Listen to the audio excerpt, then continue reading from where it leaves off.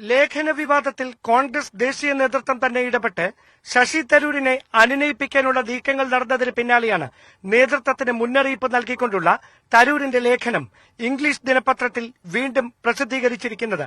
കോൺഗ്രസ് വോട്ടുകൾ കൊണ്ട് മാത്രം ദേശീയ തലത്തിലും സംസ്ഥാനത്തും ഇനി അധികാരത്തിലെത്താനാവില്ലെന്നതിന്റെ തെളിവാണ് ലോക്സഭാ നിയമസഭാ തെരഞ്ഞെടുപ്പുകളിലുണ്ടായ തുടർച്ചയായ പരാജയങ്ങളെന്നാണ് ലേഖനത്തിലെ വിമർശനം. കഴിഞ്ഞ ലോക്സഭാ തെരഞ്ഞെടുപ്പിൽ കോൺഗ്രസിന് ദേശീയ തലത്തിൽ ലഭിച്ച വോട്ട് വിഹിതം 19%. ഇത് 26 മുതൽ 27% വരെ അധികമായി ഉയർത്തിയാൽ മാത്രമേ അധികാരത്തിൽ എത്താൻ കഴിയൂവെന്നാണ് തരൂർ വ്യക്തമാക്കുന്നത്. സംസ്ഥാന കോൺഗ്രസിൽ നേതൃദാരിദ്ര്യം ഉണ്ടെന്നും UDFിലെ ഘടകകക്ഷി നേതാക്കൾ തന്നെ തന്നോട് ഇക്കാര്യങ്ങൾ ബോധ്യപ്പെടുത്തിയിട്ടുണ്ടെന്നുമാണ് തരൂരിന്റെ മറ്റൊരു വിമർശനം.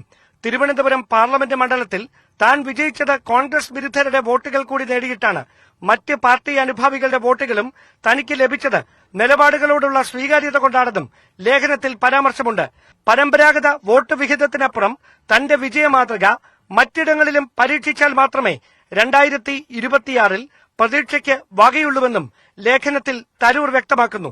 സോണിയാഗാന്ധിയും മൻമോഹൻ സിംഗും രമേശ് ചെന്നിത്തലയും ഉൾപ്പെടെയുള്ള നേതാക്കൾ നിർബന്ധിച്ചതുകൊണ്ടാണ് അമേരിക്കയിൽ സ്വസ്ഥ ജീവിതം നയിക്കുകയായിരുന്ന താൻ 2009 കോൺഗ്രസിന്റെ ഭാഗമായത്.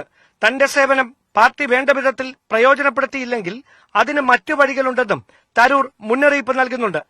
100 പേരടങ്ങുന്ന പ്രവർത്തക സമിതിയിൽ അംഗമായിരിക്കുന്നതിൽ അഭിമാനമുണ്ടെങ്കിലും നിർണായകമായ തീരുമാനങ്ങൾ എടുക്കാൻ പ്രവർത്തക സമിതിക്ക് കഴിയാറില്ലെന്നും വിവാദ ലേഖനത്തിൽ ശശി തരൂർ തുറന്നടിക്കുന്നുണ്ട്.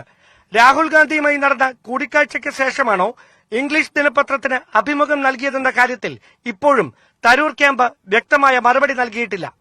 മഞ്ഞുരുക്കൽ നീക്കങ്ങൾക്ക് ശേഷവും നിലപാടുകളിൽ മാറ്റം വരുത്താതെയുള്ള ശശി തരൂരിന്റെ തുറന്നു പറച്ചിൽ കോൺഗ്രസിന് ദേശീയ സംസ്ഥാന തലങ്ങളിലുണ്ടാക്കുന്ന പ്രതിസന്ധിയുടെ ആക്കം ചെറുതാവില്ലെന്ന് ഉറപ്പ്. തിരുവനന്തപുരത്ത് നിന്ന് ഡാൻ കുര്യൻ, ന്യൂസ് 18.